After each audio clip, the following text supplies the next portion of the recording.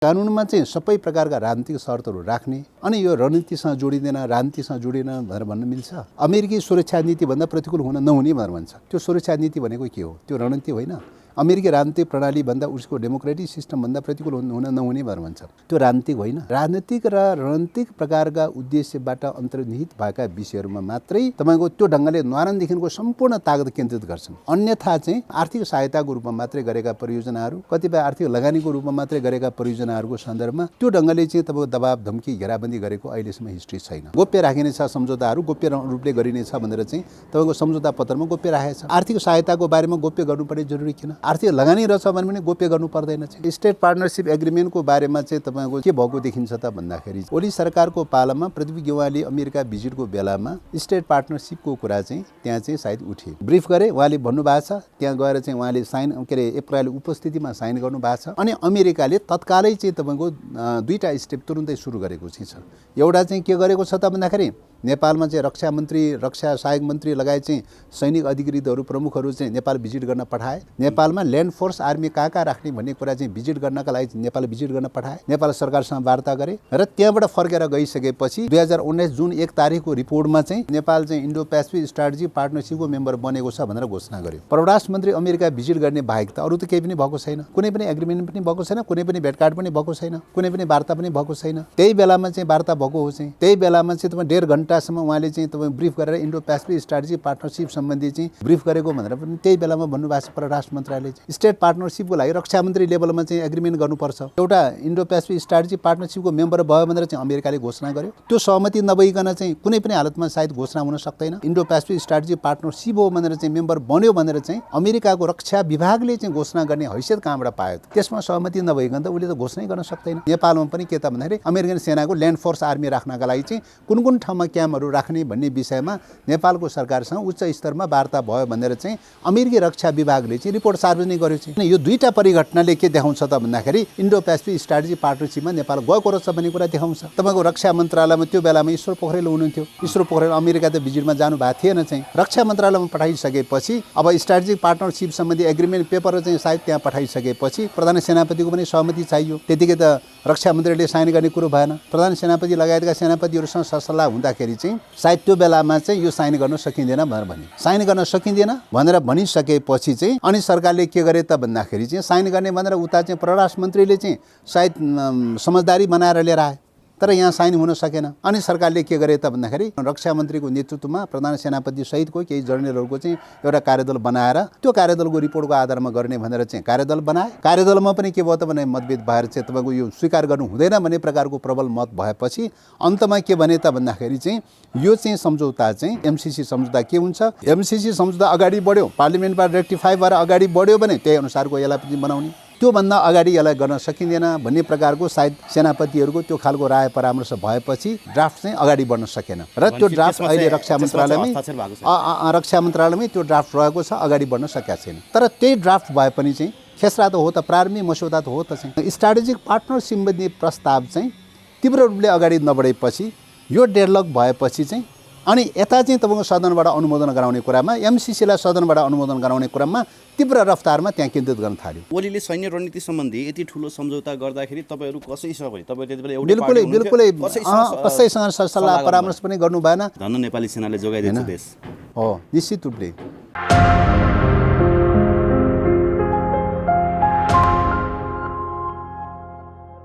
दर्शकवृन्द नमस्कार। PNBखबर.com र star online टेलिभिजनको यो संयुक्त प्रस्तुतिमा आज हामीसँग नेकपा माओवादी केन्द्रका प्रभावशाली नेता तथा नेकपा माओवादी केन्द्रका सचेतक देव गुरुङजी हाम्रो साथ हुनुहुन्छ। सरलाई हार्दिक स्वागत छ। धन्यवाद। आराम हुनुहुन्छ सर? ठिकै छ। नेकपा माओवादी केन्द्रले महाधिवेशनबाट आफ्नो विधानै पारित गरेर एमसिसी संशोधन बिना पारित हुँदैन भन्नुहुन्थ्यो, तर यहाँहरूकै अध्यक्ष कमरेडको लेटर आइसके पश्चात चाहिँ त्यो कुरा त अलिकति मिलेन नि सर? अनि त्यो त गएको असोजको कुरा हो। अब त्यो पनि टाइम एक्सटेन्सन गर्नका लागि मात्रै गरिएको पत्रचार हो। अब त्यसको अन्तर्वस्तुको बारेमा, कन्टेन्टको बारेमा त्यति बोलिएको अवस्था थिएन। त्यस कारणले गर्दाखेरि त्यो बेलाको सन्दर्भमा महाधिवेशन भनेको अहिले पछि गत पौषमा सम्पन्न भएको कुरा हो। त्यसकारणले पत्रचारको कुरा र महाधिवेशनको कुरा धेरै समय फरकको अवस्थामा भएको कुरा हो। त्यसलाई रिलेट गर्न मिल्दैन। अब महाधिवेशनले जे निर्णय गरेको छ मेन म्यान्डेट त्यही नै हो हैन। त्यसो भएको हुनाले चाहिँ जनताको जनादेश र जनताको अभिमत, मुलुकको स्वाधीनताको रक्षाको प्रश्न लगायतका सबै विषयहरूलाई आधार बनाएर सोच्ने कुरा हो। त्यसरी सोच्दाखेरि एमसीसी सम्झौतामा आर्थिक सहायता सम्बन्धी भनेर भनेको भए तापनि त्यसका विभिन्न भागहरूमा त्यो आर्थिक लगानीको रूपमा प्रस्तुत गरिएको छ र अब हेर्दै जाँदाखेरि त्यो आर्थिक लगानी मात्रै नभइकन चाहिँ यो सैन्य योजनासँग रणनीतिसँग जोडिएको विषय रहेछ भन्ने कुरा घटनाक्रमले पुष्टि हुँदै गइरहेछ। त्यसो भएको हुनाले ती सैन्य योजनाहरू परिवर्तन गरेर विशुद्ध आर्थिक सहायताको परियोजनामा परिणत गर्न सक्ने हो भने चाहिँ यसलाई यो परियोजनालाई ग्रहण गर्न सकिन्छ, स्वीकार गर्न सकिन्छ। अन्यथा चाहिँ यो सैन्य योजना अन्तर्गत अथवा रणनीतिक योजनाहरू अन्तर्निहित रहेको राजनीतिक नीतिहरू अन्तर्निहित रहेका विषयहरूको सन्दर्भमा चाहिँ यसलाई चाहिँ हुबहु स्वीकार गर्न सकिँदैन भन्ने चाहिँ पार्टीको पहिलेदेखि नै रहँदै आइरहेको धारणा हो। अहिले पछिल्लो समयमा महाधिवेशनले पनि त्यही निर्णय चाहिँ सर्वसम्मति रूपले गरेको छ। त्यसो भएको हुनाले अब साइडमा जस्ता कुराहरू भएको भए तापनि मूल कुरा पार्टीको म्यान्डेट त्यही नै हो। सैन्य योजना होइन भन्ने कुरा त अमेरिकाले प्रष्ट भनिसक्यो नि सर। अब यहाँ अन्य विश्लेषकहरूले पनि सैन्य योजना होइन भन्ने कुरा बाहिर निकालिरहेका छन् होइन। अब तपाईँहरू चाहिँ सैन्य योजना हो कि हो भन्नुहुन्छ? यो चाहिँ यो यस्तो हो। पहिलो कुरा त के हो त भन्दाखेरि चाहिँ अब अमेरिकी विदेश मन्त्रीले तपाईँको इन्डो पेसिफिक स्ट्राटेजिक पार्टनरसिपको पार्ट भनेर चाहिँ घोषणा गरेको अवस्था हो। अमेरिकी विदेश सहायक राज्य मन्त्रीले चाहिँ तपाईँको यो इन्डो पेसिफिक स्ट्राटेजीको पार्ट हो भनेर घोषणा गरेको कुरा हो। इन्डो पेसिफिक स्ट्राटेजिक पार्टनरसिप भनेर भनेको चाहिँ के हो त भन्दाखेरि चाहिँ तपाईँको चाहिँ सैन्य योजना सहितको चाहिँ राजनीतिक आर्थिक योजनाहरू पनि अन्तर्निहित रहेको चाहिँ तपाईँको चाहिँ अभियान हो चाहिँ। त्यसकारणले गर्दाखेरि एउटा त्यो अभियान हो। त्यसकारणले उनीहरूको आधिकारिक व्यक्तित्वहरूले चाहिँ त्यो ढङ्गले बोलेको विषय हो। दोस्रो कुरा तपाईँको चाहिँ सन् 2019 जुन 1 तारिखमा त्यहाँको रक्षा विभागले प्रकाशन गरेको प्रतिवेदनमा प्रष्ट शब्दमा के लेखाएको छ भन्दाखेरि यो इन्डो पेसिफिक क्षेत्रमा सञ्चालन गरिने सबै प्रकारका आर्थिक परियोजनाहरू चाहिँ तपाईँको इन्डो पेसिफिक स्ट्राटेजिक पार्टनरसिपको अङ्ग हुनेछ भन्ने कुरा प्रष्ट शब्दमा लिखित रूपमा आइसकेको विषय हो।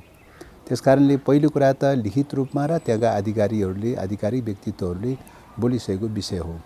दोस्रो कुरा चाहिँ के हो भन्दाखेरि चाहिँ यो चाहिँ तपाईँको सुरुमा यो सदनबाट अनुमोदन गर्ने विषय थिएन। तर पछिल्लो समयमा यो सदनबाट अनुमोदन गरेर जसरी ऐन बनाउने चाहिँ प्रयास यो गरेको देखिन्छ। ऐन बनाउने प्रयास किन त चाहिँ आर्थिक सहायता सम्बन्धी हो भनेदेखि त ऐन बनाउनु पनि जरुरीको विषय त थिएन हैन।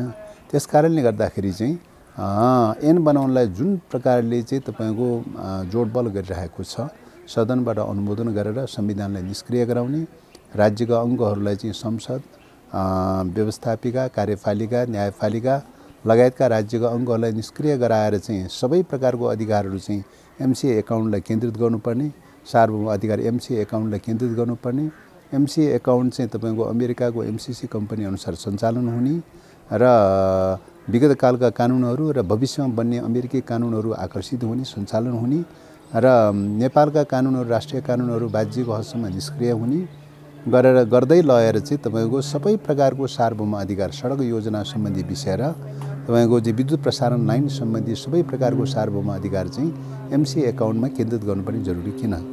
जबकि विद्युत प्रसारण सम्बन्धी सार्वभौम अधिकार चाहिँ नेपाल सरकारले, नेपालको संविधानले विद्युत प्राधिकरणलाई दिएको चाहिँ छ। विद्युत प्राधिकरणको सार्वभौम अधिकार खण्डित गर्नुपर्ने जरुरी किन? सडक निर्माण गर्ने सबै प्रकारको सार्वभौम अधिकार सडक विभागलाई दिएको छ र सडक विभागको त्यो सार्वभौम अधिकार खण्डित गर्नुपर्ने जरुरी किन हैन? र त्यसकारणले गर्दाखेरि चाहिँ यो सबै कुरा हेर्दाखेरि के देखिन्छ त भन्दाखेरि आर्थिक योजनाको लागि, आर्थिक सहायताको लागि र आर्थिक लगानीको लागि पनि त्यो ढङ्गले चाहिँ तपाईँको चाहिँ सार्वभौमाधिकार खण्डित गर्नुपर्ने जरुरी रहँदैन चाहिँ। र अहिलेसम्म विश्वमा त्यस्तो कहीँ पनि देखिँदैन। त्यसो भएको हुनाले त्यो खालि रणनीतिक प्रकारको राजनैतिक प्रकारको सैन्य योजनासँग सम्बन्धित भएको खण्डमा मात्रै चाहिँ तपाईँको के गरिन्छ त भन्दाखेरि चाहिँ तपाईँ यो ढङ्गले चाहिँ ऐन बनाउने र राज्यका अरू सबै अङ्गहरूलाई निष्क्रिय गराउने प्रक्रियाबाट गइरहेको हुन्छ। त्यस कारणले गर्दाखेरि यो सदनबाट अनुमोदन गर्ने भनेर जुन ढङ्गले आइरहेको छ त्यो नै त सैन्य योजनाको दोस्रो चाहिँ तपाईँको पुष्टि प्रमाण हो चाहिँ। तेस्रो प्रमाण के हो त भन्दाखेरि चाहिँ यो पछिल्लो समयमा अमेरिकी अधिकारीहरू 2-3 जना अधिकारीहरू पटक आएर चाहिँ तपाईँको नेपालका राजनीतिक नेताहरूलाई एक प्रकारले दबाब र धम्की दिँदै चाहिँ तपाईँको यो एमसिसी पास गर भनेर चाहिँ जुन ढङ्गले लबिङ क्याम्पेन गरिरहेको छ। हिजो मात्रै अस्ति मात्रै चाहिँ अमेरिकी विदेश सहायक राज्य मन्त्रीले चाहिँ फोन गरेर जुन प्रकारको धम्की र चाहिँ दबाब दिने प्रयास गरिरहेको चाहिँ छ। यसले के बताउँछ त भन्दाखेरि कुनै प्रकारको आर्थिक सहायता वा आर्थिक लगानीको लागि त्यत्रो मरिहत्ते राज्यको तर्फबाट त्यत्रो मरिहत्ते गर्नुपर्ने जरुरी थिएन चाहिँ। र त्यो ढङ्गले सम्पूर्ण रूपले तागत केन्द्रित गर्नुको पछाडिको कारण के हो त भन्दाखेरि चाहिँ यो चाहिँ सैन्य रणनीतिसँग जोडिएको कारणले गर्दाखेरि चाहिँ यो ढङ्गले चाहिँ तपाईँको दबाब दिइरहेको छ, घेराबन्दी गरिरहेको चाहिँ छ। त्यस कारणले गर्दाखेरि चाहिँ यो प्रष्टैसँग त्यो देखिन्छ।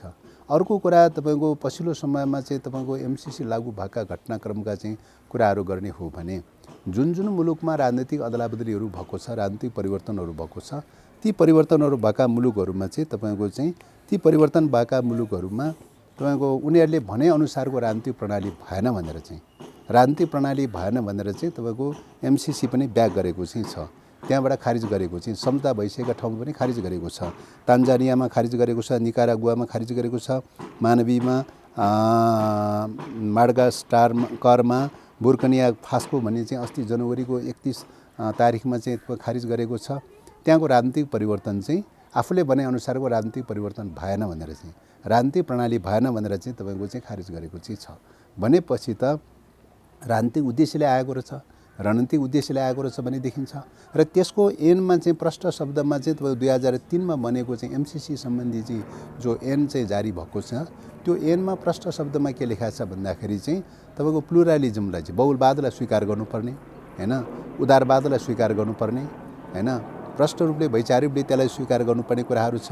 र एनजिओ आइएनजिओलाई खुला गर्नुपर्ने र एनजिओ आइएनजिओलाई कुनै पनि रोकटोक गर्न नपाउने, अन्तर्राष्ट्रिय मानव अधिकारको चाहिँ तपाईँको चाहिँ पालना गर्नुपर्ने हैन, यस्ता खालका चाहिँ जो राजनीतिक प्रणाली सम्बन्धी शर्तहरू जो राखिएका चाहिँ छन् त्यो शर्तहरू स्वयं कानुनमै त्यो शर्तहरू राखेको चाहिँ छ। अनि त्यसको कानुनमा चाहिँ सबै प्रकारका राजनीतिक शर्तहरू राख्ने अनि यो रणनीतिसँग जोडिँदैन, राजनीतिसँग जोडिँदैन भनेर भन्न मिल्छ हैन।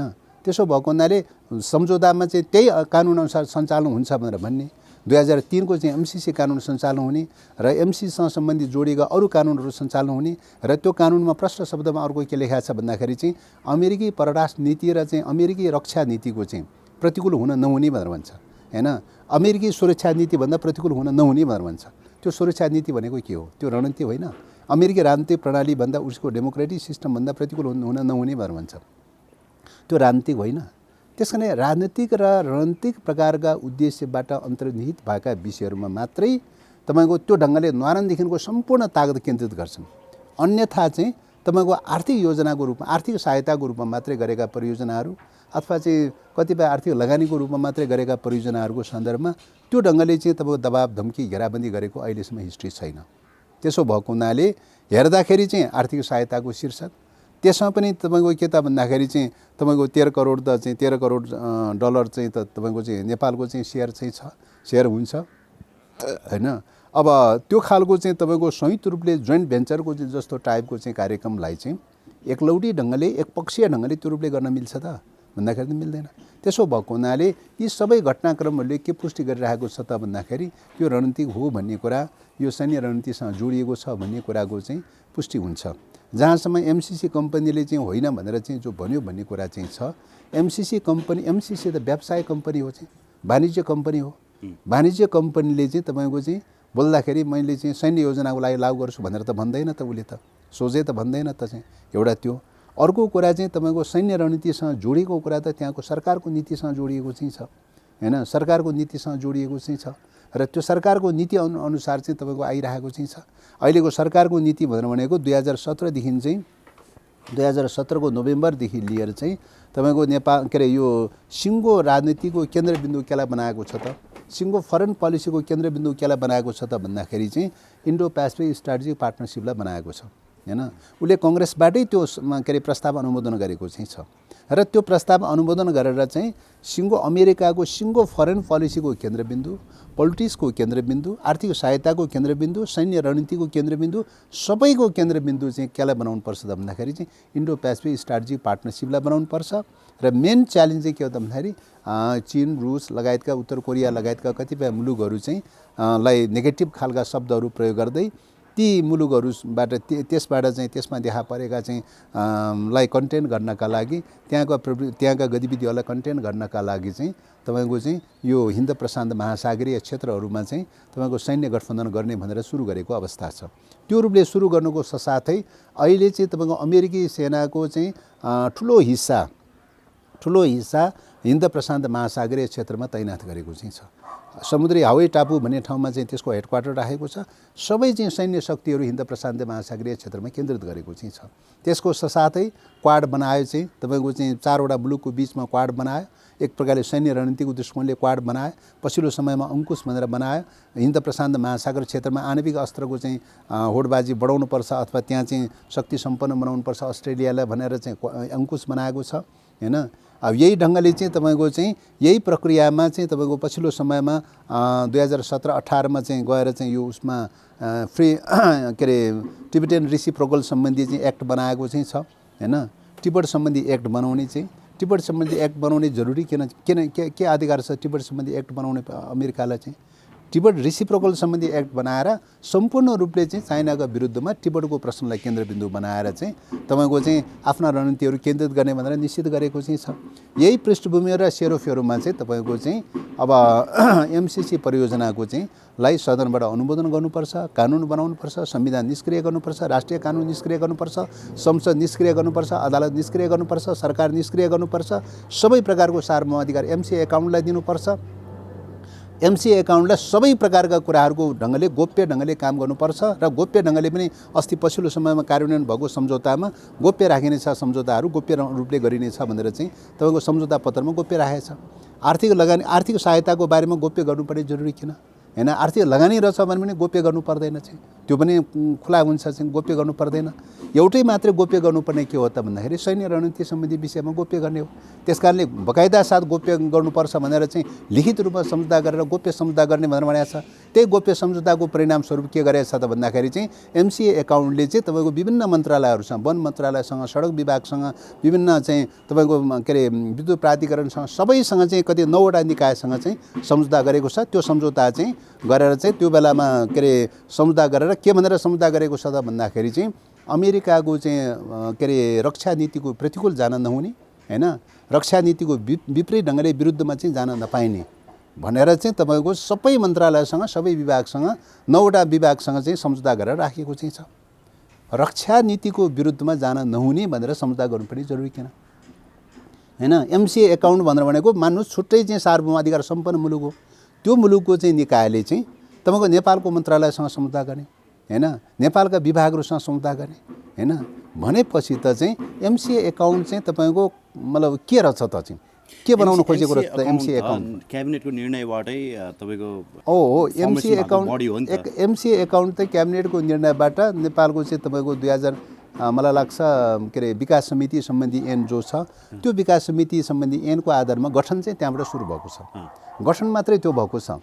त्यसको सञ्चालन, परिचालन, त्यसको गठन, पुनर्गठन, त्यस पछाडिको प्रक्रियामा के हो भन्दाखेरि चाहिँ अमेरिकी एमसिसी कम्पनी अनुसारको ऐन अनुसार हुन्छ। अमेरिकी एमसिसी कम्पनीको स्वीकृति र सहमतिमा मात्रै हुन्छ, अरू ढङ्गले हुँदैन चाहिँ हैन। त्यसले नेपालको गठनको प्रक्रियाको सुरुवात मात्रै चाहिँ नेपालको विकास समिति सम्बन्धी ऐनमा टिकेर सुरु गरे हो चाहिँ हैन। त्यसपछिको सञ्चालन, परिचालन र सबै प्रकारको अथोरिटी चाहिँ तपाईँको के गरेको छ त भन्दाखेरि सबै प्रकारको सार्वभौम अधिकार सम्पन्न गराउने हैन। त्यसको गठन, विघटन, पुनर्गठन सम्बन्धी, थपघट सम्बन्धी पनि चाहिँ एमसिसी कम्पनीको सहमतिमा गर्नुपर्ने हैन। एमसिए नेपालको गठन, पुनर्गठन सबै उसैको सहमतिमा गर्नुपर्ने हुन्छ हैन। त्यसो भएको हुनाले चाहिँ यो प्रणालीबाट जो गएको छ त्यसले गर्दाखेरि चाहिँ नेपाल सरकारभन्दा छुट्टै समानान्तर ढङ्गले एमसिए एकाउन्ट गठन गरेको चाहिँ छ। सर यो अहिलेको विषय अब यो स्थितिले के देखाउँछ त भन्दाखेरि एउटा जाबो सामान्य आर्थिक सहायताको लागि, सामान्य परियोजनाको लागि त्यत्रो चाहिँ तपाईँको चाहिँ संरचना बनाउनु पर्ने, त्यत्रो अधिकार केन्द्रित गर्नुपर्ने जरुरी किन त भन्दाखेरि त्यसको लागि एउटै मात्रै कारण हुन्छ, त्यो सैन्य रणनीतिभन्दा अरू बाहिर हुन सक्दैन। होइन, सैन्य रणनीति मात्रै गोप्य हुन्छ, आर्थिक परियोजनाहरू कुनै पनि गोप्य हुँदैन चाहिँ। होइन, कुनै पनि गोप्य हुँदैन, लुक्नुपर्ने जरुरी हुँदैन, सार्वभौम अधिकार खण्डित गर्नुपर्ने हुँदैन चाहिँ। होइन, आर्थिक सहायताको लागि सार्वभौम अधिकार खण्डित गर्नुपर्छ, त्यो त पर्दैन त। होइन, गोप्य दस्तावेजको कुरा गर्दा नि ओली सरकारको पालामा लुकाइएका भनेका दस्तावेजहरू अहिले बाहिर आएर चाहिँ तपाईँहरू अध्ययनको क्रममा छौँ भन्नुहुन्थ्यो होइन। लीलामणिजीहरू पनि यो विषयमा चाहिँ हामी अध्ययनमा छौँ भन्नुहुन्थ्यो। भीमरावलजी त केही डकुमेन्टहरू बोकेर हिँडी पनि रहनु भएको छ, मिडियामा बोली पनि रहनु भएको छ। तर स्टेट पार्टनरसिप एग्रिमेन्टको कुरा चाहिँ आएन नि त। तपाईँहरूले स्टेट पार्टनरसिप एग्रिमेन्ट चाहिँ बाहिर ल्याउनलाई स्टेट पार्टनरसिप एग्रिमेन्टको बारेमा चाहिँ तपाईँको चाहिँ के भएको छ त अहिलेसम्मको मतलब खोजबिनको आधारमा के भएको देखिन्छ त भन्दाखेरि चाहिँ अब सैद्धान्तिक रूपले स्टेट पार्टनरसिपमा जाने कुरा ओली सरकारको पालामा पृथ्वी गेवाली अमेरिका भिजिटको बेलामा स्टेट पार्टनरसिपको कुरा चाहिँ त्यहाँ चाहिँ सायद उठेर चाहिँ तपाईँको स्टेट पार्टनरसिपमा एग्रिमेन्ट गर्यो भने इन्डो पेसिफिक स्ट्राटेजिक पार्टनरसिपमा यो हुन्छ, यस्तो हुन्छ, उस्तो हुन्छ भनेर 1.5 घन्टासम्म उनीहरूले ब्रिफ गरे। उहाँले भन्नुभएको छ त्यहाँ गएर चाहिँ उहाँले साइन के अरे एप्रिल उपस्थितिमा साइन गर्नुभएको छ। होइन, त्यसका ब्यौराहरू चाहिँ के लेखेका थिए त्यसमा चाहिँ तपाईँको उपस्थितिमा साइन गरेर ब्रिफ लिनुभएको छ, सबै कुरा लिनुभएको छ। उहाँले यो कुरा ठिक छ, यो कुरा गो हेड, अगाडि बढ्न सकिन्छ, यसमा हाम्रो कुनै आपत्ति छैन भन्ने कुरामा सहमति गरिसकेपछि अनि अमेरिकाले तत्कालै चाहिँ तपाईँको 2टा स्टेप तुरुन्तै सुरु गरेको चाहिँ छ। एउटा चाहिँ के गरेको छ त भन्दाखेरि नेपालमा चाहिँ रक्षा मन्त्री, रक्षा सहायक मन्त्री लगायत चाहिँ सैनिक अधिकृतहरू प्रमुखहरू चाहिँ नेपाल भिजिट गर्न पठाए। नेपालमा ल्यान्ड फोर्स आर्मी कहाँ राख्ने भन्ने कुरा चाहिँ भिजिट गर्नका लागि नेपाल भिजिट गर्न पठाए। नेपाल सरकारसँग वार्ता गरे र त्यहाँबाट फर्केर गइसकेपछि तपाईँको चाहिँ 2019 जुन 1 तारिकको रिपोर्टमा चाहिँ नेपाल चाहिँ इन्डो पेसिफिक स्ट्राटेजिक पार्टनरसिपको मेम्बर बनेको छ भनेर घोषणा गर्यो। होइन, एमसिसी सम्झौता त 2017मा भएको थियो।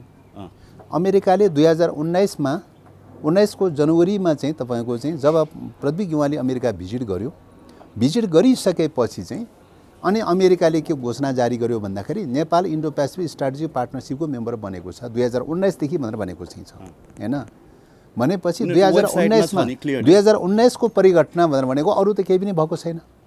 परराष्ट्र मन्त्री अमेरिका भिजिट गर्ने बाहेक त अरू त केही पनि भएको छैन, कुनै पनि एग्रिमेन्ट पनि भएको छैन, कुनै पनि भेटघाट पनि भएको छैन, कुनै पनि वार्ता पनि भएको छैन। होइन, त्यही बेलामा चाहिँ वार्ता भएको हो चाहिँ।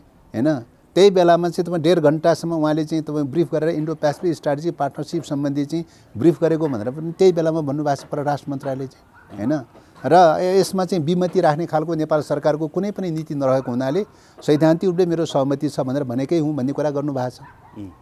र रिटेन कपीमा एग्रिमेन्ट गर्नका लागि स्टेट पार्टनरसिपको लागि रक्षा मन्त्री लेभलमा चाहिँ एग्रिमेन्ट गर्नुपर्छ, रक्षा मन्त्री लेभलमा एग्रिमेन्ट गर्नुपर्छ। त्यसपछि चाहिँ तपाईँको चाहिँ यो त्यो बेलामा चाहिँ एउटा इन्डो पेसिफिक स्ट्राटेजिक पार्टनरसिपको मेम्बर भयो भनेर चाहिँ अमेरिकाले घोषणा गर्यो। त्यो सहमति नभइकन चाहिँ कुनै पनि हालतमा सायद घोषणा हुन सक्दैन। अमेरिकाले घोषणा गर्नुको पछाडि एउटा न एउटा कारण छ, आधार छ। आधार बिना उसले चाहिँ घोषणा गर्दैन।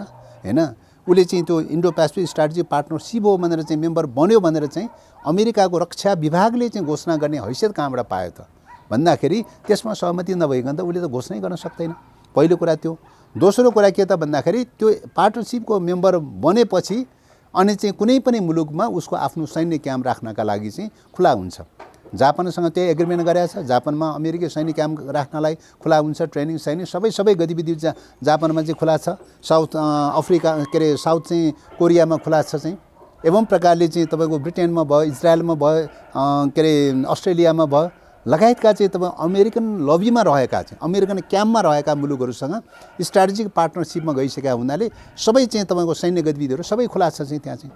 होइन, उनीहरूको चाहिँ हो यो ढङ्गले चाहिँ तपाईँ नेपालमा पनि के त भन्दाखेरि अमेरिकन सेनाको ल्यान्ड फोर्स आर्मी राख्नका लागि चाहिँ कुन ठाउँमा क्याम्पहरू राख्ने भन्ने विषयमा नेपालको सरकारसँग उच्च स्तरमा वार्ता भयो भनेर चाहिँ अमेरिकी रक्षा विभागले चाहिँ रिपोर्ट सार्वजनिक गर्यो चाहिँ। त्यो रिपोर्ट सार्वजनिक यो 2टा परिघटनाले के देखाउँछ त भन्दाखेरि इन्डो पेसिफिक स्ट्राटेजिक पार्टनरसिपमा नेपाल गएको रहेछ भन्ने कुरा देखाउँछ। अनि यो कुरा चाहिँ बाहिर चाहिँ आइसकेपछि अनि त्यहाँबाट चाहिँ पार्टीभित्र छलफल भयो, बहस भयो, यो कुराकानी भयो, कसरी चाहिँ इन्डो पेसिफिक स्ट्राटेजीको मेम्बरसिप बन्यो, संविधान विपरीत कसरी बन्यो, नेपालको संविधानले पञ्चशील भन्ने, असंलग्न आन्दोलन भनेर भन्ने, कुनै पनि सैन्य गठबन्धनमा लागिने छैन भनेर भन्ने, हैन, कुनै पनि अन्तर्राष्ट्रिय मुद्दा शान्तिपूर्ण रूपले संवादको तरिकाबाट हल गर्नुपर्छ भनेर चाहिँ संविधानको सिद्धान्त लिने, अनि त्यही परराष्ट्र नीतिको सिद्धान्त लिने, अनि त्यो मान्यताभन्दा प्रतिकूल ढङ्गले किन सम्झौता गरे चाहिँ भन्ने कुरा चाहिँ उठेपछि चाहिँ लिखित रूपमा चाहिँ भएको छैन, मौखिक रूपले सैद्धान्तिक रूपले मात्रै अन्डरस्ट्यान्डिङ गरेको भन्ने कुरा चाहिँ आयो, हैन। र सैद्धान्तिक रूपले अन्डरस्ट्यान्डिङ गरिसकेपछि लिखित रूपमा तयारी गर्नका लागि ड्राफ्ट सायद उनीहरूले मस्यौदा गरेर चाहिँ तपाईँको रक्षा मन्त्रालयमा त्यो बेलामा ईश्वर पोखरेल हुनुहुन्थ्यो। ईश्वर पोखरेल अमेरिका त भिजिटमा जानुभएको थिएन चाहिँ, सायद चाहिँ रक्षा मन्त्रालयमा पठायो। रक्षा मन्त्रालयमा पठाइसकेपछि अब स्ट्राटेजिक पार्टनरसिप सम्बन्धी एग्रिमेन्ट पेपर चाहिँ सायद त्यहाँ पठाइसकेपछि रक्षा मन्त्रीको के अरे सेनापतिको प्रधान सेनापतिको पनि सहमति चाहियो। त्यतिकै त रक्षा मन्त्रीले साइन गर्ने कुरो भएन। अनि सेनापतिको बिचमा प्रधान सेनापति लगायतका सेनापतिहरूसँग सरसल्लाह हुँदाखेरि चाहिँ सायद त्यो बेलामा चाहिँ यो साइन गर्न सकिँदैन भनेर भन्यो, हैन।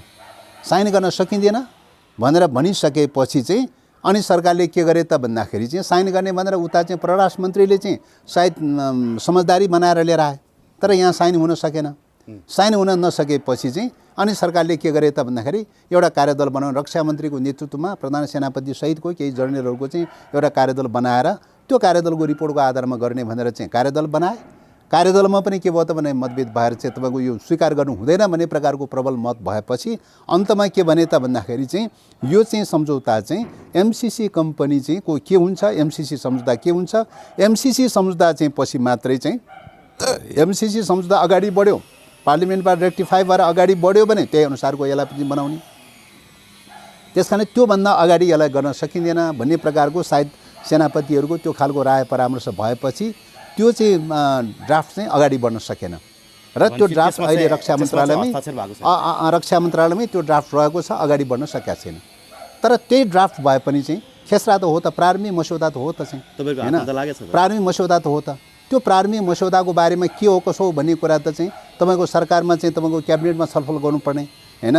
कतिपय कुराहरू सरकारले आवश्यकताअनुसार चाहिँ सार्वजनिक छलफल पनि गर्नुपर्ने। यो संविधानसँग बाँधिन्छ बाँधिँदैन, नेपालको संविधानले असंलग्न सिद्धान्त बनाएको छ, पञ्चशील सिद्धान्त बनाएको छ, हैन, त्योसँग बाँधिँदैन, सैन्य गठबन्धनमा जान मिल्छै मिल्दैन चाहिँ यो छलफल र बहस हुनुपर्ने विषय हो, हैन।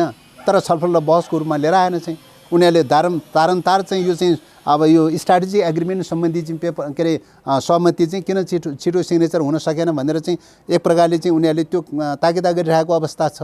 त्यसो भएको हुनाले चाहिँ यो यस्तो प्रकारको डेन्जरस प्रकारका प्रस्तावहरू मुभ भइरहेका चाहिँ छन् कि त्यसको लागि अब यो चाहिँ प्रस्ताव चाहिँ तपाईँको स्ट्राटेजिक पार्टनरसिप सम्बन्धी प्रस्ताव चाहिँ तीव्र रूपले अगाडि नबढेपछि यो डेडलक भएपछि चाहिँ अनि यता चाहिँ तपाईँको सदनबाट अनुमोदन गराउने कुरामा, एमसिसीलाई सदनबाट अनुमोदन गराउने कुरामा तीव्र रफ्तारमा त्यहाँ केन्द्रित गर्न थाल्यो, हैन। र त्यहाँबाट चाहिँ तपाईँको एमसिसीको आवरणमा चाहिँ तपाईँ भए पनि सेना त छिराउनु पर्यो भन्ने हिसाबले दोस्रो बाटो यिनीहरूले चाहिँ एमसिसीको आवरणमा सेना छिराउनका लागि यो बाटो तीव्रतर रूपमा लागिरहेको छ। स्टेट पार्टनरसिप अब यो स्टेट पार्टनरसिप एग्रिमेन्ट र एमसिसी जोइन्ट एग्रिमेन्ट होइन र मतलब होइन त्यो स्टेट पार्टनरसिप भनेर भनेको चाहिँ सैन्य गठबन्धन सम्बन्धी सम्झौता हो। त्यो सम्झौता रक्षा मन्त्रालयले गर्ने सम्झौता हो, हैन। र एमसिसी चाहिँ तपाईँको के भने भन्दा आर्थिक सहायता सम्बन्धी भनेर भनेर चाहिँ त्यो पनि गर्नुपर्ने परराष्ट्र मन्त्रालयले हो।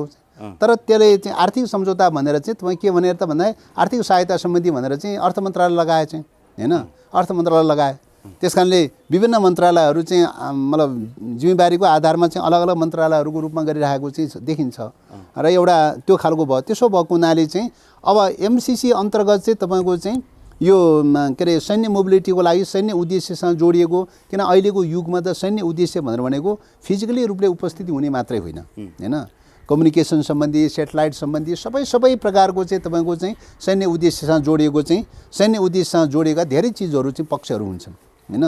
ती पक्षहरूको सन्दर्भमा विभिन्न ढङ्गले चाहिँ त्यसका उद्देश्यहरू पूर्ति गर्ने उद्देश्यहरू अन्तर्निहित हुन्छन्। त्यसो भएको हुनाले चाहिँ यो ढङ्गले चाहिँ तपाईँको एमसिसी को प्रोजेक्ट अन्तर्गत चाहिँ उनीहरूले यो उद्देश्य पुरा गर्न खोजेको छ। यो उद्देश्य ओलीको सरकारकै पालामा पुरा गर्न खोजेको, तर भयो के त भन्दाखेरि त्यो पनि अड्कियो त्यो बेलामा चाहिँ। अगाडि बढ्न ओलीले सकेन। यो सैन्य रणनीति अगाडि बढ्न नसकेपछि चाहिँ हैन, ओलीले सैन्य रणनीति सम्बन्धी यति ठुलो सम्झौता गर्दाखेरि तपाईँहरू कसैसँग पनि तपाईँ त्यतिबेला एउटै बिल्कुलै पार्टी हुनुहुन्थ्यो, बिल्कुलै कसैसँग कसैसँग सल्लाह सल्लाह परामर्श पनि गर्नु भएन, केही पनि गर्नु भएन चाहिँ हैन। त्यसो भएको हुनाले यो विषयमा चाहिँ तपाईँको बहस तीव्र विरोध भइसकेपछि के भयो त, एमसिसी टेबल गर्न सकेन, त्यो बेलामा सदनमा लान सकेन चाहिँ, यो अड्के भयो, डेडलक भएको भयो। अब अमेरिकालाई छिटोभन्दा छिटो नेपालमा चाहिँ कुनै पनि सैन्य गतिविधि बनाउन जरुरी छ, किन त भन्दाखेरि टिबिटेन रिसिप्रोकल सम्बन्धी गतिविधि सञ्चालन गर्नलाई नेपालमा सैन्य बेस एरिया नबनाइकन विकल्पै छैन उसको लागि चाहिँ। अर्को ठाउँमा सैन्य बेस एरिया बनाएर त हुँदैन चाहिँ हैन। त्यस कारणले गर्दाखेरि चाहिँ नेपाल कब्जा गर्नुपर्ने अनिवार्यता कहाँ छ त भन्दाखेरि चाहिँ टिबिटेन रिसिप्रोकल सम्बन्धी एक्टलाई लागू गर्नका लागि चाहिँ नेपाललाई बेस एरिया बनाउनु पर्छ हैन। र तिब्बतलाई विभाजन गर्न सक्यो भने चाहिँ चीनलाई साइज डाउन गराउन सकिन्छ। चीनलाई साइज डाउन गराउन सक्यो भने आफ्नो सुप्रिमेसी कायम रहन्छ हैन। तिब्बतलाई साइज डाउन गराउन सकिएन भने के अरे तिब्बतलाई फ्र्याक्सन गराउन सकिएन भने चीनलाई साइज डाउन गराउन सकिँदैन, चीनलाई डाउन गराउन सकिँदैन चाहिँ हैन। तिब्बतलाई चाहिँ तपाईँको फ्र्याक्सन गर्नलाई नेपाल नियन्त्रणमा नलिकन विकल्प छैन। सैन्य बेस एरियाको हिसाबले स्ट्राटेजिक रूपले चाहिँ नेपाल की पोइन्टको रूपमा रह्यो। त्यसो भएको हुनाले नेपाल नियन्त्रणमा नलिकन विकल्प रहेन। त्यस कारणले ऊ त तीव्र रफ्तारमा चाहिँ तपाईँको सम्पूर्ण तागत लगाएर जीवन मरणको चाहिँ तागत लगाएर नेपाल चाहिँ तपाईँको सैन्य नियन्त्रणमा लिने लाइनबाट आइरहेको छ। अब यो चाहिँ एमसिसी चाहिँ डेडलक भएर गइसकेपछि, गत वर्ष डेडलक भएर गइसकेपछि तेस्रो बाटो पनि समानान्तर ढङ्गले के बढायो त भन्दाखेरि अब सिस्टम कोल्याप्स गरिदिने, संविधान कोल्याप्स गरिदिने, संसद कोल्याप्स गरिदिने, अदालत कोल्याप्स गरिदिने, राज्यका अङ्गहरू डिफङ गरिदिने। राज्यका अङ्गहरू डिफङ गरिदिइसकेपछि के हुन्छ त, राष्ट्रपति शासन लागू सुरु हुन्छ। राष्ट्रपति शासन सुरु भएपछि के हुन्छ त भन्दाखेरि चाहिँ सङ्कटकाल व्यवस्थापनको नाममा विधि सेना आउने बाटो खुल्छ चाहिँ हैन। र विधि सेना आउने बाटो खुल्छ हो। त्यो बाटो चाहिँ त्यो बाटोको लागि चाहिँ कसरत सुरु गरे। त्यही बाटो कसरत सुरु गर्नलाई के गरे त, संवैधानिक अङ्गहरू कब्जा गर्ने प्रक्रियामा गयो। संविधान विपरीत ढङ्गले, संवैधानिक रूपले चाहिँ अनुमोदन विपरीत ढङ्गले चाहिँ तपाईँ संवैधानिक अङ्गहरू कब्जा गर्ने उयोमा गयो। फर्स्ट स्टेपमा त्यो गयो। दोस्रो स्टेपमा के गयो त भन्दाखेरि संसद भङ्ग गर्ने स्टेपमा गयो हैन। दुवै पटकसम्म संसद भङ्ग चाहिँ यो स्ट्राटेजीसँग कति जान वा अनजान कति रिलेसन छ थाहा छैन चाहिँ हैन। तर जान वा अनजानमा चाहिँ यो स्ट्राटेजीलाई सघाउ पुर्याउने दिशातर्फ गइरहेको छ। चाहे संवैधानिक अङ्गहरू कब्जा गर्ने कुरा होस्, चाहे चाहिँ तपाईँको चाहिँ के अरे संसद डिजल्भ गर्ने कुरा होस्, त्यहाँ त्यो ढङ्गले गएको छ। त्यसपछि गएर अहिले पनि लगातार रूपले चाहिँ तपाईँको चाहिँ सदन चाहिँ 1 वर्षदेखि चाहिँ जो डेडलक भइरहेको चाहिँ छ हैन। डेडलक हुनुको पछाडिको कारण के हो त भन्दाखेरि चाहिँ अब प्रत्यक्ष अप्रत्यक्ष रूपमा कुनै न कुनै रूपले चाहिँ के त भन्दाखेरि यो स्ट्राटेजीसँग रिलेटेड छ। यो स्ट्राटेजीलाई सघाउ पुर्याउनु खाएन। त्यस्तै गरी अदालत डेडलक भइरहेको छ, जान वा अनजानमा अदालत डेडलक भइरहेको छ। र समग्रतामा यो सबै राज्यका अङ्गहरू सबै डेडलक हुँदै गइसकेपछि के हुन्छ त, संविधान डिफङ हुन थाल्दछ। संविधान डिफङ भएपछि सङ्कटकाल आकर्षित हुन्छ। सङ्कटकाल आकर्षित भएपछि अनि विधि सेना आउने बाटो खुल्छ। बाटो यो हो। यो तीनटा बाटोबाट चाहिँ अहिले वर्कआउट भइरहेको चाहिँ छ। स्ट्राटेजिक पार्टनरसिप सम्बन्धी पहिले त्यो गर्न सक्यो भने यी दुईटा पक्षहरू ओझेलमा जान सक्छ। किन त्यही बाटोबाट चाहिँ तपाईँ सेना प्रवेश गराउनलाई सुगम र सरल बाटो त्यही हुन्छ। पहिलो त्यो प्रयास पनि लगातार जारी छ। दोस्रो प्रयास तपाईँ एमसिसीको बाटोबाट जारी छ। तेस्रो प्रयास सिस्टम ड्यामेज गराउने, अफगानिस्तान जस्तो द्वन्द्वग्रस्त क्षेत्र बनाएर चाहिँ अनि चाहिँ सैन्य चाहिँ अभ्यासको बलमा चाहिँ तपाईँको चाहिँ पावर सिज गरेर चाहिँ तपाईँको चाहिँ सार्वभौम अधिकारलाई सिज गरेर चाहिँ आफ्नो सैन्य क्रीडास्थल बनाउने तेस्रो त्यो बाटोबाट गइरहेको छ। त्यसो भएको हुनाले अहिले एउटा यहाँ जस्तो स्ट्राटेजिक पार्टनरसिप सम्बन्धी स्टेट पार्टनरसिप प्रोग्राममा यदि नेपालले हस्ताक्षर गरेको छैन र सहमति जनाएको छैन भने अमेरिकाले आफ्नो गभर्मेन्ट वेबसाइटमा कसरी चाहिँ हामीलाई संलग्न गरायो इन्डो पेसिफिक कमान्ड हो। त्यही भएको हुनाले चाहिँ त्यो बेलादेखि कुरा के भएको त भन्दाखेरि यो त्यहाँबाट चाहिँ हट्नका लागि चाहिँ पत्राचार गर्नुपर्छ।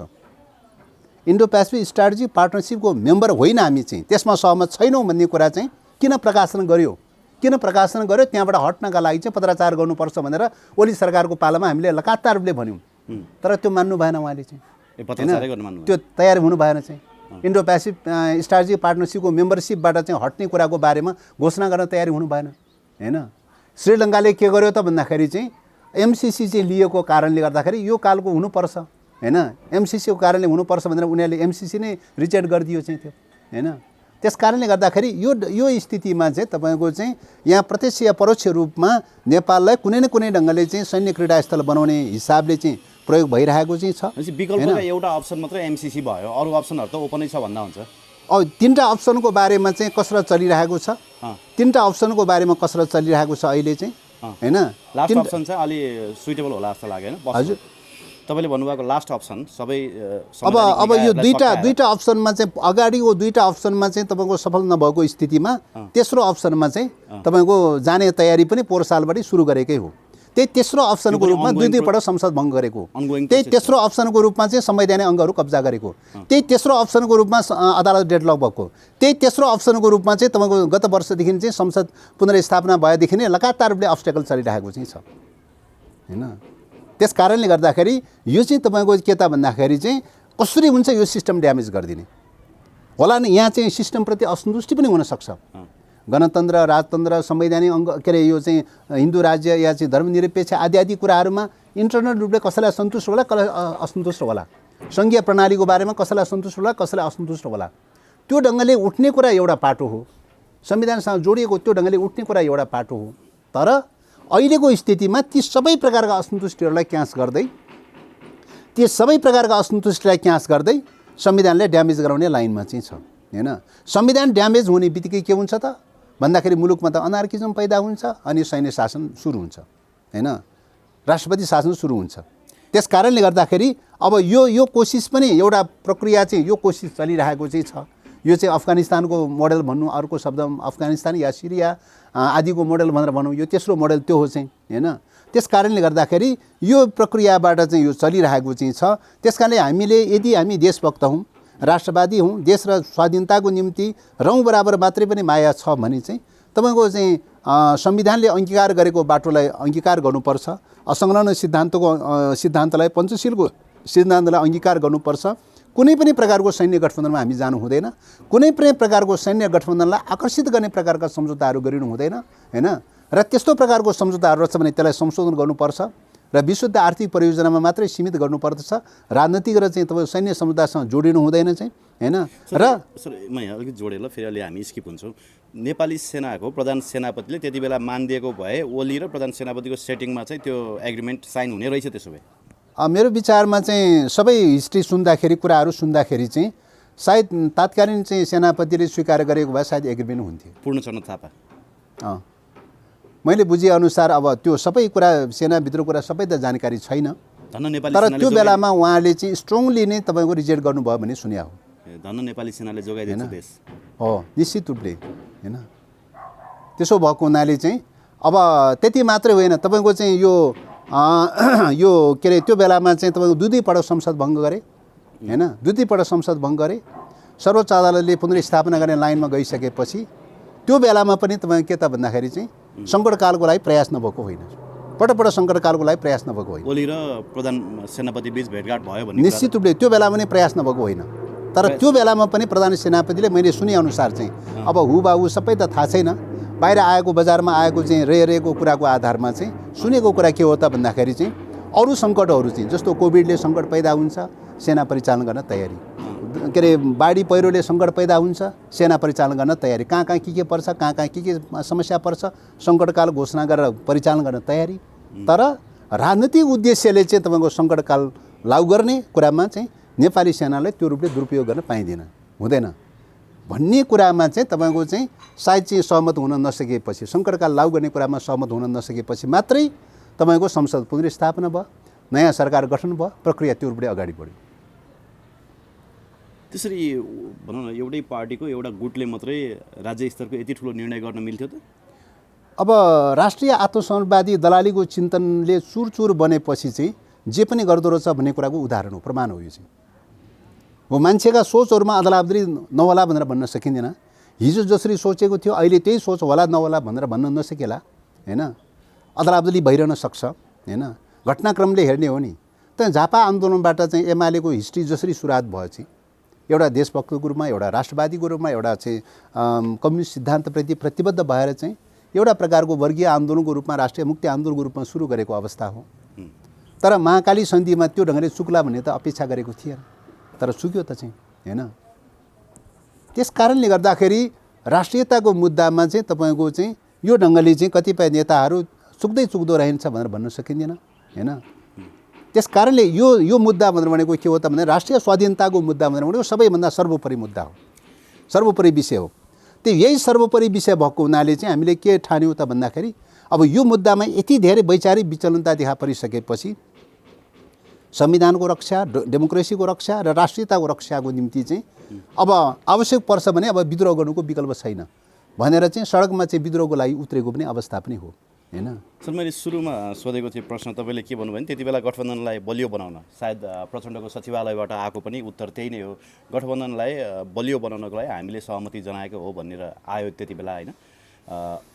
अब अहिले तपाईँहरू लिखित चिठी लेखेर चाहिँ एमसिसीलाई किन पठाउनुहुन्न, हामी यो स्वीकार्न सक्दैनौँ भनेर? अब पहिलो कुरा त के हो त भन्दाखेरि चाहिँ बाहिर त्यो बेलामा गरेको पत्रचार होइन, त्यो बेलामा गरेको पत्रचार भनेको चाहिँ विशुद्ध चाहिँ टाइम एक्सटेन्सनको लागि उनीहरूले आज पास गरा, भोलि पास गरा, पर्सि पास गरा भनेर चाहिँ जुन तागेदा गरिरहेको अवस्था थियो, त्यो तागेदा गरिरहेको अवस्थामा अहिले हामी पास गर्न सक्दैनौँ। कसैमा पनि सहमति छैन, छलफल भएको छैन, अध्ययन भएको छैन, केही भएको छैन। त्यसो भएको हुनाले चाहिँ अहिले हामी पास गर्न सक्दैनौँ। कमसेकम 4-5 महिना टाइम लाग्छ, सबैसँग अध्ययन गरौँ, छलफल गरौँ, सबैको सहमति भयो भने अनि हामी त्यो बेलामा पास गर्ने प्रयास गरौँला। अहिले सकिँदैन चाहिँ भनेर एक अहिले चाहिँ यो टाइम एक्सटेन्सन गर्नका लागि मात्रै उहाँले पत्रचार गरेको विषय हो, त्योभन्दा अरू उद्देश्य देखिँदैन। पहिलो कुरा त्यो। दोस्रो कुरा त्यही कुरा पनि उहाँले पत्रचार गर्नु उचित थियो कि थिएन त हैन, आवश्यक थियो कि थिएन त भन्दाखेरि त्यही कुरा कन्टेन्टमा चाहिँ तपाईँको चाहिँ उद्देश्यमा तपाईँको शङ्का नदेखिए तापनि, आशयमा नियतमा शङ्का नदेखिए तापनि विधि चाहिँ के अवलम्बन गर्नु पर्थ्यो त भन्दाखेरि चाहिँ विधि चाहिँ के अवलम्बन गर्नु पर्थ्यो भन्दाखेरि एमसिसी कम्पनीसँग पत्रचार गर्ने निकाय त चाहिँ अर्थ मन्त्रालयले गरिरहेको चाहिँ छ हैन। अर्थ मन्त्रालयको प्रोटोकल मिल्ने कर्मचारीबाट पत्रचार गराउनु पर्थ्यो हैन, गर्ने कुरा त्यो थियो। त्यसो गर्नुको सट्टामा चाहिँ प्रधानमन्त्री पनि इन्भल्भ हुनुभयो हैन, पार्टी अध्यक्ष पूर्व प्रधानमन्त्री पनि इन्भल्भ हुनुभयो, सरकारको भनेर भनौँ भने चाहिँ पूर्व प्रधानमन्त्री पनि इन्भल्भ छ हैन। अब पत्रचार गर्नुपर्ने सरकारले हो चाहिँ हैन, त पूर्व प्रधानमन्त्रीलाई त इन्भल्भ गराउनु पर्ने जरुरत त थिएन चाहिँ। राजनीतिक प्रकृतिको भनेर भनौँ भने चाहिँ तपाईँको 5 दलको गठबन्धन रहेको अवस्थामा त 5 दलका नेताले साइन गरेको भए विशुद्ध राजनीतिक खालको हो भन्ने कुरा हुन्थ्यो चाहिँ हैन। अब 5 दलका नेताले पनि साइन गर्नु भएको छैन भन्दाखेरि राजनीतिक प्रकृतिको पनि देखिएन यो चाहिँ हैन। अब सरकारी प्रकृतिको भनेर भनौँ भने अब अध्यक्ष कमरेड प्रचण्डलाई पनि साइन गराएको चाहिँ छ हैन। त्यस कारणले यो कूटनीतिक मर्यादाको हिसाबले, प्रोटोकलको हिसाबले चाहिँ त अलिकति मिलेन यो कुरा चाहिँ हैन।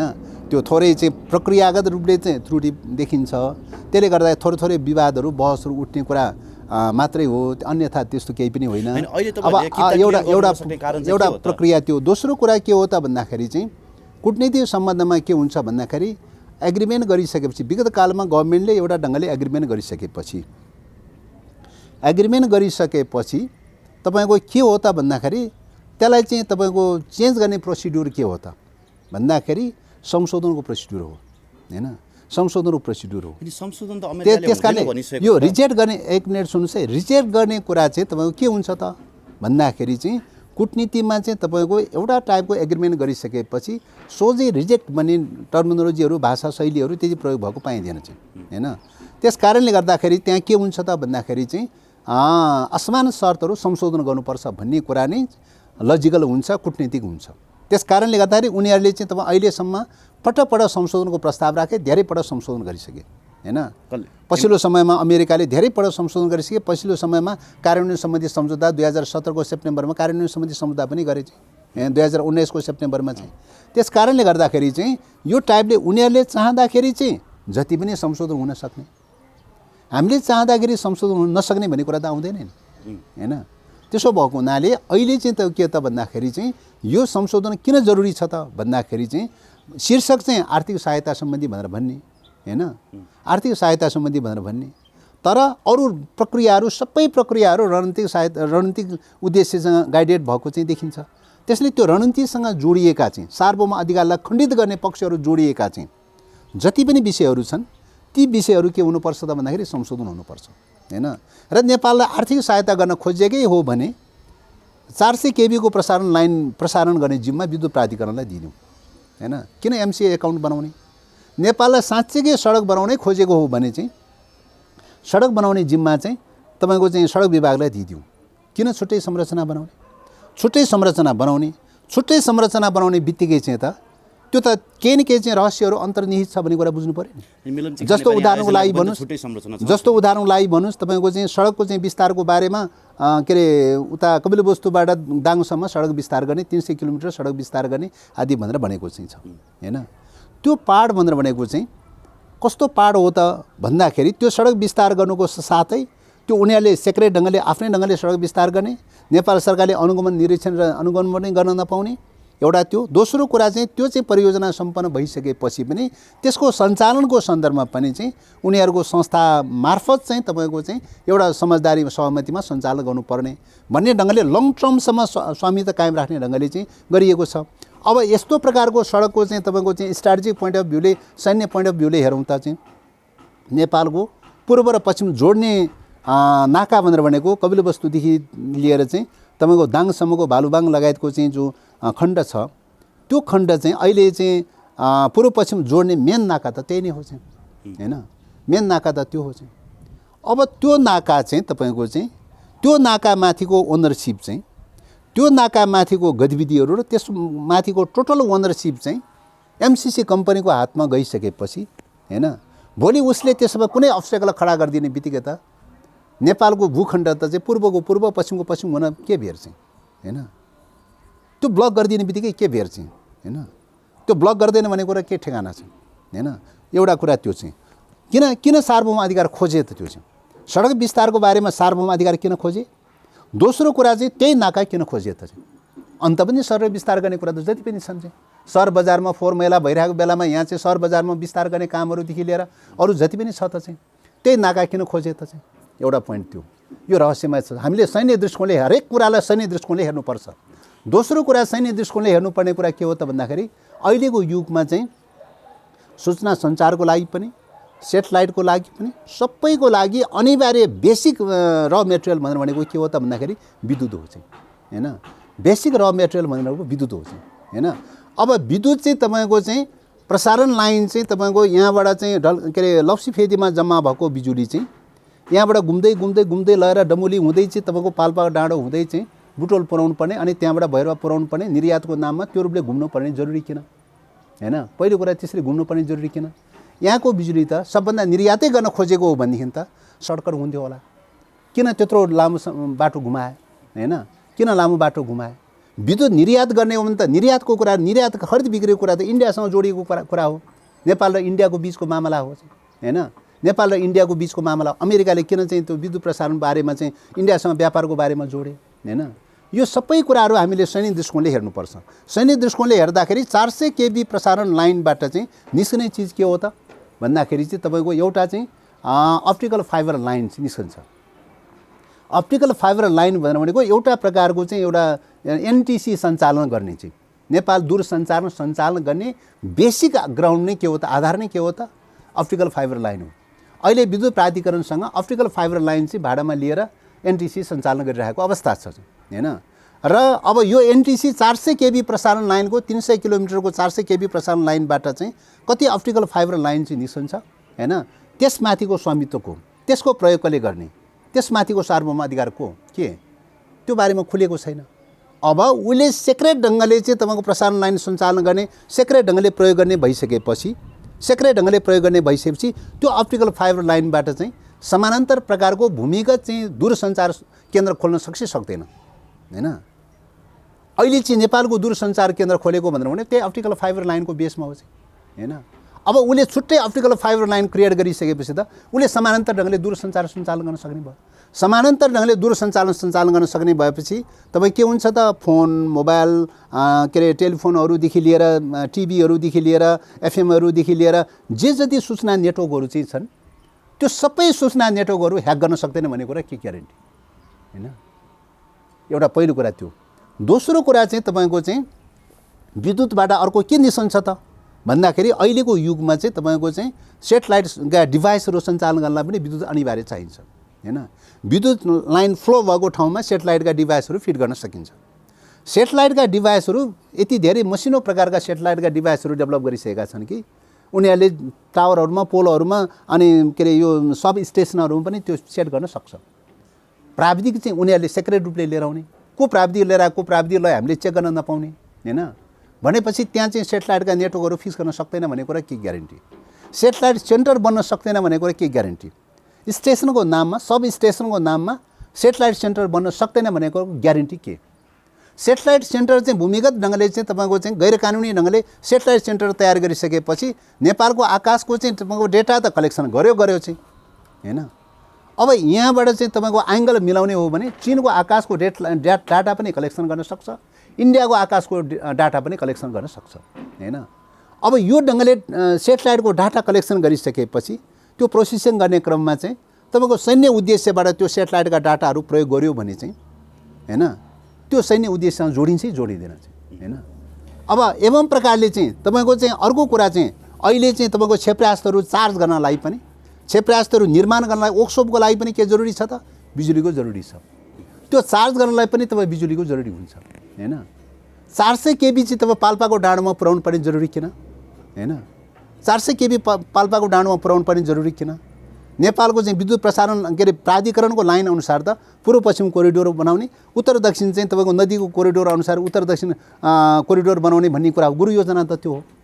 त्यो गुरु योजनाभन्दा फरक ढङ्गले चाहिँ तपाईँको चाहिँ यहाँ केन्द्रित भएको बिजुली चाहिँ तान्दै लगेर पाल्पाको डाँडोसम्म पुर्याउनु पर्ने जरुरी किन चाहिँ भन्ने क्वेसन छ। त्यस कारणले यी सबै प्रश्नहरूलाई चाहिँ हामीले हरेक कुराहरू चाहिँ कसरी हेर्नुपर्छ त भन्दाखेरि सैन्य दृष्टिकोणले हेर्नुपर्छ। अर्को कुरा चाहिँ तपाईँको नेपालमा चाहिँ अब तपाईँको सामानहरू ओसार पोसार गर्ने सबै कुराहरू चाहिँ अब उन्मुक्तिको व्यवस्था अनुसार ओसार पोसार गर्न पाउने भइसकेपछि अब कुनै पनि ठाउँमा एमसिसीको ब्यानरमा हैन गाडीहरू चाहिँ कुनै पनि ठाउँमा आवत जावत गर्न सक्ने भइसकेपछि चाहिँ अब उसको त्यहाँ चेक गर्न नपाउने भइसकेपछि मान्नुस् मुस्ताङ गएर चाहिँ त युरेनियम पदार्थ कलेक्सन गरेर चाहिँ हैन सङ्कलन गरेर चाहिँ गाडीमा ओसार पोसार गर्यो भने पनि चाहिँ नेपालले चेक गर्ने अधिकार छैन हैन। नेपालले नियन्त्रण गर्ने अधिकार छैन। यो सम्झौता गर्ने बित्तिकै हैन उसको एमसिसीको झन्डामा सबै मोबिलिटी गर्न सक्छ देशभरि हैन। नेपाल सरकारले चेक गर्न पनि पाउँदैन, अनुगमन गर्न पनि पाउँदैन, केही पनि गर्न पाउँदैन। त्यसो भएको हुनाले चाहिँ अब यो ढङ्गले गोप्य ढङ्गले गर्नुपर्ने जरुरी किन? लुकाइ गर्नुपर्ने जरुरी किन हैन? सबै प्रकारको उन्मुक्ति दिनुपर्ने जरुरी किन?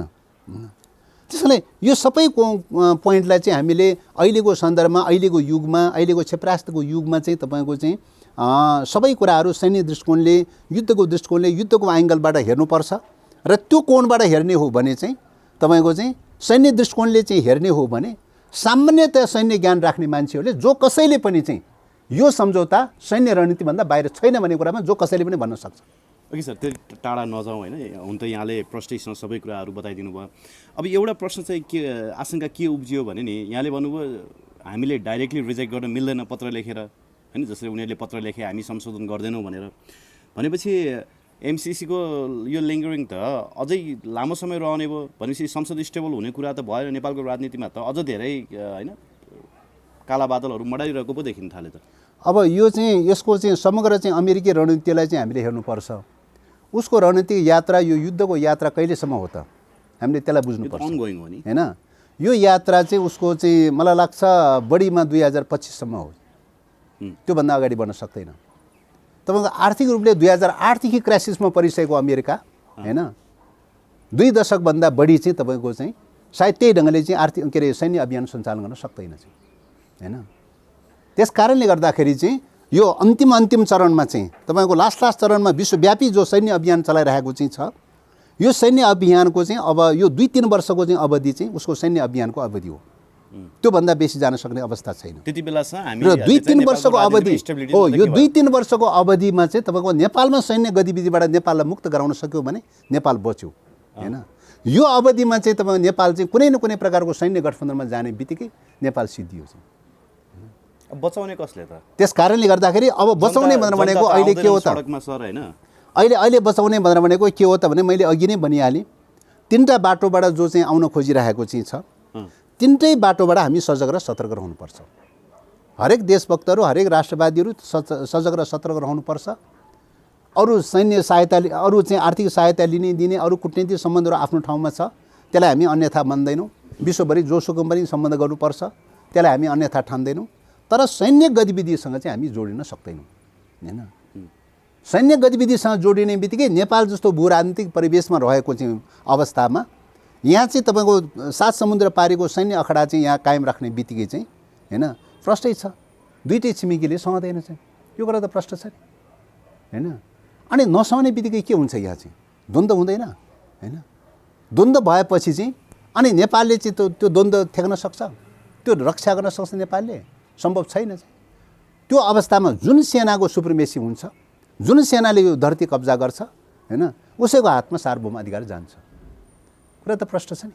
त्यसो भएको हुनाले चाहिँ यो स्थितिबाट चाहिँ गुज्रिरहेको हुनाले अहिलेको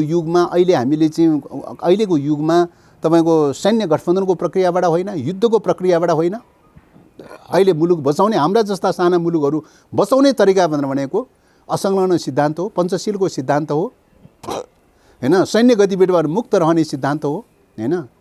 कुनै पनि समस्याहरूलाई चाहिँ संवादको तरिकाबाट, सहमतिको तरिकाबाट, शान्तिपूर्ण प्रक्रियाबाट हल गर्न कोसिस गर्ने कुरा हो हैन। संयुक्त राष्ट्रसङ्घको बडापत्र, पञ्चशीलको सिद्धान्त, असंलग्न आन्दोलनको सिद्धान्त र त्यसपछि तपाईँ अन्तर्राष्ट्रिय कानुनहरू चाहिँ हैन, शान्ति र मैत्रीसँग जोडिएका अन्तर्राष्ट्रिय कानुन, यी मूल्य मान्यताहरूको आधारमा चाहिँ हामी रहन सक्यौँ।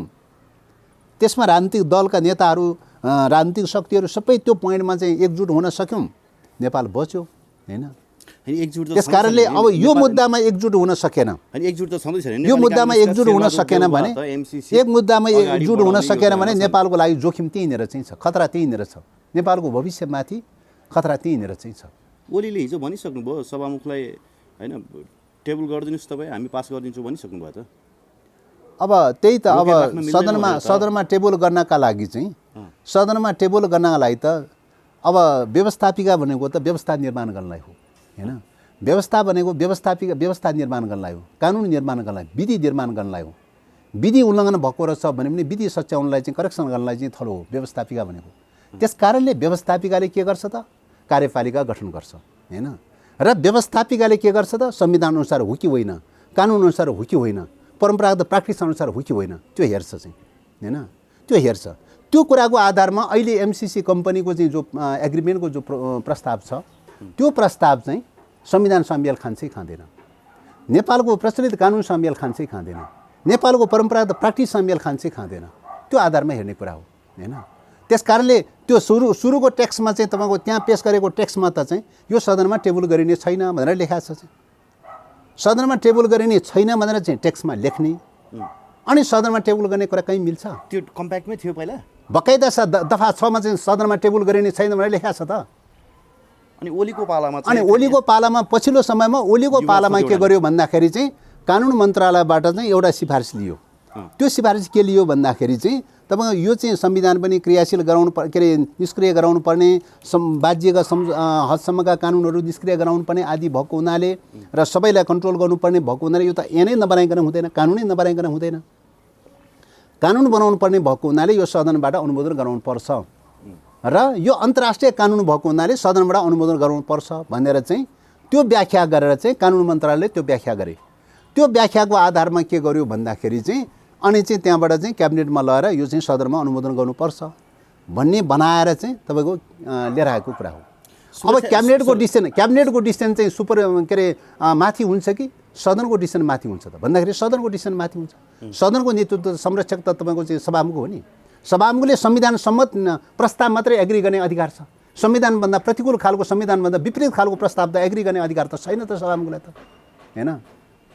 सभामुखले तपाईँ संविधानको प्रतिकूल खालका प्रस्तावहरू चाहिँ इन्डोर्स गर्न थाल्ने हो भने चाहिँ व्यवस्थापिको औचित्य के रह्यो, विधायिकाको औचित्य के रह्यो, संविधानको औचित्य के रह्यो? तर असंवैधानिक भयो भने त केपी ओलीले भन्नुभएको छ हिजो, असंवैधानिक तरिकाले उहाँले जो सिफारिस गर्नुभयो त्यो असंवैधानिक थियो चाहिँ। असंवैधानिक प्रकारको सिफारिस गर्यो भनेर चाहिँ तपाईँको चाहिँ त्यो बेलाको सरकार भङ्ग गरेर चाहिँ सर्वोच्च अदालतले असंवैधानिक कदमहरूको बारेमा भङ्ग गरेर चाहिँ तपाईँको चाहिँ नयाँ सरकार बनेर आउने चाहिँ, अनि यो सरकारले पनि ओली सरकारले नै गरेको निर्णयलाई फलो गर्ने कुरा त्यहाँ हो नि त, डिबेट त्यहाँ हो नि त चाहिँ। कानुन मन्त्रालयले जुन राय पठाएको छ नि त्यसमा संसदको सामान्य बहुमतले पारित गरे हुन्छ भनेको छ। तर सन्धि ऐन अनुसार भनेर 2047 को सन्धि ऐनलाई त्यसले कोट गरेको छ हैन। वास्तवमा यदि सुरक्षा रणनीतिसँगै जोडिएको हो र सैन्य रणनीतिसँग जोडिएको हो भने त संसदको 2/3 चाहिने हैन सर यसले? हो, 2/3 निश्चित रूपले यो चाहिँ सैन्य रणनीति अनुसारको सैन्य सम्झौता हो भनेर चाहिँ तपाईँको सैन्य सम्झौताको रूपमा आयो भने त्यो के हुन्छ त संविधानको के अरे 289 हो जस्तो लाग्छ 279 हैन। त्यो प्रावधान अनुसार चाहिँ मैले अघि भने नि तपाईँको एउटा शान्ति र मैत्री सम्बन्धी सम्झौता, एउटा सिमाना सम्बन्धी, एउटा प्राकृतिक स्रोत साधन सम्बन्धी सम्झौता, एउटा चाहिँ तपाईँको चाहिँ सैन्य रणनीति सम्बन्धी सम्झौता। यो चारवटा विषय चाहिँ के हुन्छ भन्दाखेरि सदनमा टेबल हुन सक्छ, तर त्यो 2/3 बहुमतले पास गर्नुपर्छ। 2/3 बहुमतले पास गर्यो भने के हुन्छ त त्यो संविधान सरह हुन्छ हैन। किन संविधान सरहको मुद्दा पर्यो नि त। शान्ति र मैत्री भनेको संविधान सरहको मुद्दा हो हैन। प्राकृतिक स्रोतको बाँडफाँड सम्बन्धी, सिमाना सम्बन्धी, सैन्य रणनीति सम्बन्धी यो संविधानै संशोधन गर्ने कुरा हो हैन। संविधानले पञ्चशीलको सिद्धान्त भनेको छ, असंलग्न आन्दोलनको सिद्धान्त भनेको छ, कुनै सैन्य गठबन्धनमा चाहिँ इन्भल्भ नहुने भनेर भनेको छ। तर सदनले चाहिँ 2/3 मेजोरिटीले चाहिँ हामी सैन्य गठबन्धनमा जान्छौँ भनेर भन्यो भनेदेखि त चाहिँ हैन नपाउने भन्ने कुरा त भएन चाहिँ। त्यस कारणले गर्दाखेरि त्यो प्रावधान चाहिँ त्यो राखिएको हो। त्यो सेटिङमा आएको थियो कानुन मन्त्रालयको त्यो राय। त्यसैले कानुन मन्त्रालयले जुन प्रकारको राय चाहिँ सिफारिस गर्यो त्यो चाहिँ मलाई लाग्छ त्यो सेटिङमा आएको चाहिँ छ। यो सैन्य रणनीतिलाई छुपाउनका लागि, लुकाउनका लागि चाहिँ तपाईँ के त भन्दाखेरि चाहिँ अन्तर्राष्ट्रिय कानुनको दुहाई दिएर, जबकि अन्तर्राष्ट्रिय कानुन त होइन चाहिँ। अमेरिकाको MCC कम्पनी भनेको व्यावसायिक चाहिँ तपाईँको चाहिँ वाणिज्य कम्पनी हो चाहिँ। वाणिज्य कम्पनीसँग गरेको एग्रिमेन्ट कसरी अन्तर्राष्ट्रिय कानुन हुन्छ? अन्तर्राष्ट्रिय कानुनको डिफाइन त 2 भन्दा बेसी मुलुकहरूको बिचमा, सार्वभौम अधिकार सम्पन्न मुलुकहरूको बिचमा समान सार्वभौम अधिकारलाई चाहिँ रक्षा गर्दै, सम्मान गर्दै, दुईटैको चाहिँ समान हक र अधिकारहरूको रक्षा गर्दै त्यसरी चाहिँ अन्तर्राष्ट्रिय संस्था निर्माण गर्नलाई गठन गरिएको सम्झौतालाई चाहिँ अन्तर्राष्ट्रिय कानुन भनेर भनेको छ हैन। त्यो कानुनको चाहिँ त्यो अभिसन्धिको चाहिँ पक्षधर नेपाल पनि बनेको चाहिँ छ। नेपाल राष्ट्र चाहिँ भिएना अभिसन्धिको पक्षधर बन्ने, त्यसमा साइन गर्ने, अनि कानुन मन्त्रालयले चाहिँ त्यो व्याख्याभन्दा भिएना अभिसन्धिभन्दा उल्टो ढङ्गले व्याख्या गर्न मिल्छ, परिभाषा गर्न मिल्छ हैन। त्यस कारणले गर्दाखेरि चाहिँ यो चाहिँ तपाईँको चाहिँ कानुन मन्त्रालयले जुन ढङ्गले व्याख्या गर्यो त्यो बेलामा त्यो नितान्त चाहिँ अन्तर्राष्ट्रिय कानुनभन्दा विपरीत छ, नेपालको संविधानभन्दा विपरीत छ, नेपालको संविधानको भावना र मर्मभन्दा विपरीत छ। त्यस कारणले गर्दाखेरि त्यो बदर्योग्य छ भन्ने हो चाहिँ। ओके, त्यसो भए MCC संसदमा टेबल हुँदैन, सभामुखमाथि महाअभियोग लाग्दैन। उहाँले सभामुखलाई त अविश्वासको प्रस्ताव ल्याएर हटाउने प्रपञ्च पनि सुरु भइसक्यो। अब संविधानमा तपाईँको चाहिँ महाअभियोगको प्रस्तावको व्यवस्था छैन। अविश्वासको प्रस्ताव उहाँले त महाअभियोगै भन्नुभएको छ। अब त्यो पहिले कुरा त्यो व्यवस्था छैन, त्यो शब्द चाहिँ उहाँ र अब उहाँको चाहिँ तपाईँको लागेछ, कसैलाई के लागेछ हैन भने लागेछ, कहाँ के कुराको आधारमा लागेको छ, संविधान र कानुन कहाँ उल्लङ्घन गर्यो भन्ने कुरा लागेको छ भने त्यही कुरा आउनु पऱ्यो नि त।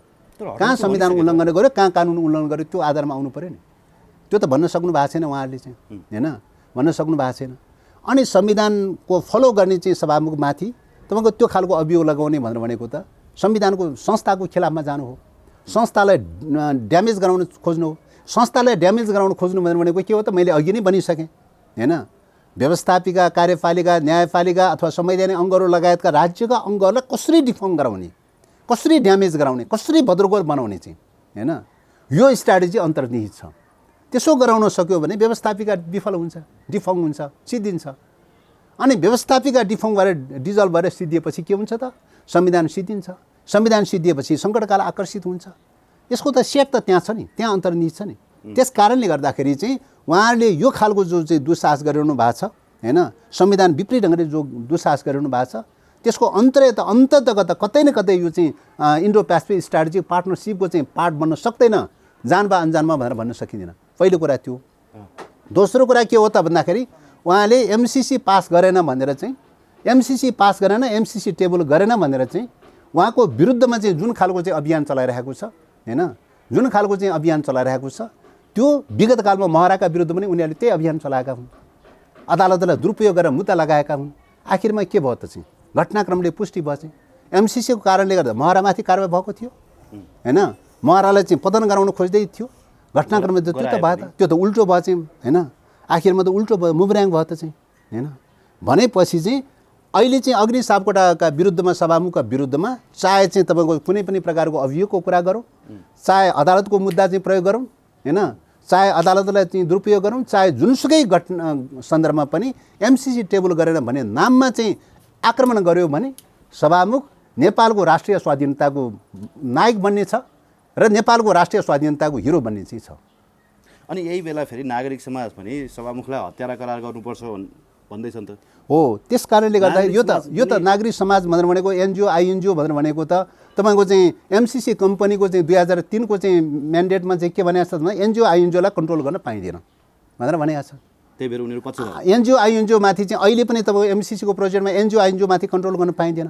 सबै प्रकारका काम कारबाहीहरू एनजिओ आइएनजिओलाई दिनुपर्ने कुरा छ भनेपछि त्यस प्रकारका एनजिओ आइएनजिओ म सबैलाई त भन्दिनँ चाहिँ, तर त्यस प्रकारको चाहिँ तपाईँको डलरमा चल्ने प्रकारका एनजिओ आइएनजिओहरूको इन्ट्रेस्ट कता हो, के हो चाहिँ भन्ने कुरा, राष्ट्रियताप्रतिको दृष्टिकोण के हो, स्वाधीनताप्रतिको दृष्टिकोण के हो भन्ने क्वेसन पनि उठ्नेवाला छ हैन।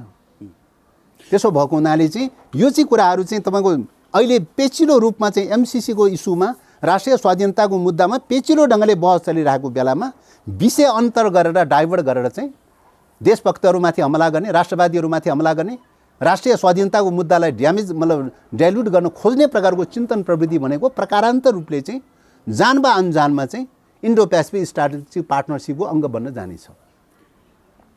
अब यति ठुलो राष्ट्रघात हुँदैछ, यति ठुलो होइन सैन्य रणनीतिमा को दलदलमा नेपाल फस्दैछ भनी जान्दा जान्दै अब तपाईँ नेपाली काङ्ग्रेससँगको गठबन्धनमा किन बसिरहने त? नेपाली काङ्ग्रेसका शेरबहादुर देउवा त अझै पनि एमसिसी टेबल गर्नको लागि मरिहत्या गरिरहेका छन् भन्ने कुरा आइरहेछ बाहिर बाहिर। अब यो उहाँहरूको चाहिँ आफ्नो मत हुने कुरा एउटा पाटो हो हैन, आफ्नो मत हुने कुरा एउटा पाटो हो। तर अब विगत कालको एग्रिमेन्ट हुँदाखेरिको गठबन्धन हुँदाखेरिको बेलामा तीनटा मुद्दालाई चाहिँ बेस बनाएको थियो। राष्ट्रिय स्वाधीनताको रक्षा गर्ने, संविधानको रक्षा गर्ने, डेमोक्रेसीको रक्षा गर्नुपर्छ भनेर चाहिँ तपाईँको 5 दलको गठबन्धनको प्रक्रिया सुरु भएको थियो। एमसिसीको मुद्दा उठेको थिएन। त्यसपछि नीति कार्यक्रम बन्यो, नीति कार्यक्रम बनाउने बेलामा पनि एमसिसीको मुद्दा उठेको थिएन हैन। अहिले पछिल्लो समयमा जब अमेरिकनहरूले तारन्तार दबाब र घेराबन्दी गर्न थालिसकेपछि अनि पछिल्लो समयका 5 दलका बैठकहरूमा उहाँले उठाउने गर्नुभएको छ हैन, पटक उठाउने गर्नुभएको छ। हामीले के भनेका छौँ त भन्दाखेरि पहिलो कुरा यो सम्झौता चाहिँ बेठिक छ हैन, यो संशोधन नगरिकन हुँदैन हैन, संशोधन गर्नुपर्छ।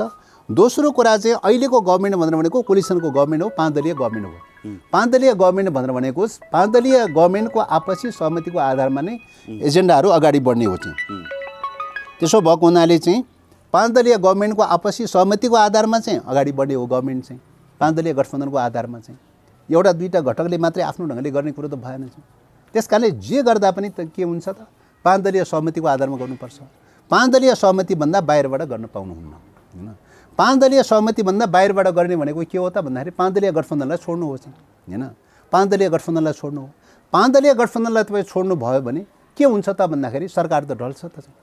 5 दलीय गठबन्धन छोड्ने बित्तिकै सरकार ढल्छ हैन। तपाईँ 1 महिनाभित्रमा विश्वासको मत प्राप्त गर्न नसक्ने बित्तिकै संसद विघटन गरेर चाहिँ के अरे विघटन गर्नै पर्दैन, अटोमेटिकली रूपले विघटन भएर चाहिँ तपाईँको निर्वाचनको घोषणा गर्नुपर्छ। निर्वाचनको डेट घोषणा गर्ने मात्रै हुन्छ 6 महिनाभित्र चाहिँ प्रक्रिया त्यहाँ जान्छ। त्यस कारणले गर्दाखेरि अहिले 5 दलीय गठबन्धन 76 को 5 अनुसार रहेको सरकारमा 5 दलीय गठबन्धन रहँदासम्म सहमति हुँदासम्म चाहिँ के हुन्छ भन्दाखेरि चाहिँ तपाईँको चाहिँ एजेन्डाहरू फ्लोट हुन सक्छ, एजेन्डाहरू प्रस्ताव हुन सक्छ, कमन एजेन्डाहरू अगाडि बढ्न सक्छ।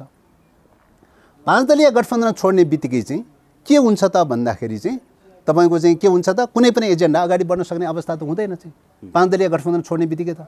कि त 1 महिनाभित्रमा चाहिँ तपाईँको गठबन्धन टुट्ने बित्तिकै चाहिँ फेरि सदनबाट विश्वासको मत लिनु पर्यो। विश्वासको मत लिएर चाहिँ तपाईँको चाहिँ 51% चाहिँ विश्वासको मत प्राप्त गर्न सक्यो भने चाहिँ फेरि फुल फ्लेजको हुन्छ र चाहिँ फुल फ्लेजले फेरि एजेन्डा फ्लोट गर्न सक्छ हैन। होइन भनेदेखि त चाहिँ एमसिसी पक्षधरहरूलाई हेर्ने हो भने त त्यो पोसिबिलिटी पनि त छ नि सर। केपी ओलीसँगको साठगाँठको कुरा पनि आइरहेछ। त्यही त त्यो कुराको बारेमा त्यो के छ कसो छ त्यो उहाँहरूको कुरा भयो, उहाँहरूले बोल्ने विषय भयो। हामीले बोल्ने कुरा त के हो त भन्दाखेरि 5 दलीय मान्यता भनेर भनेको कमन मान्यताको आधारमा चल्ने हो। त्यो मान्यता छोड्ने बित्तिकै के हुन्छ त भन्दाखेरि चाहिँ 5 दलीय गठबन्धन टुट्यो भन्ने हुन्छ हैन।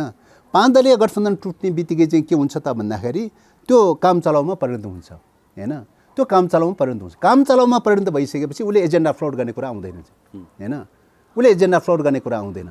उसले चाहिँ खालि के मात्रै गर्छ त भने सदनमा गएर चाहिँ मैले विश्वासको मत लिनुपर्छ, मेरो घटकबाट मेरो गभर्मेन्टबाट फल्ना घटकले चाहिँ परित्याग गरेँ, त्यस कारणले मलाई विश्वासको सङ्कट पर्यो, मलाई विश्वासको मत देऊ भनेर चाहिँ तपाईँको सदनमा गएर विश्वासको मत लिएर जानुपर्छ। विश्वासको मतलाई प्रस्ताव लिएर जानुपर्छ हैन।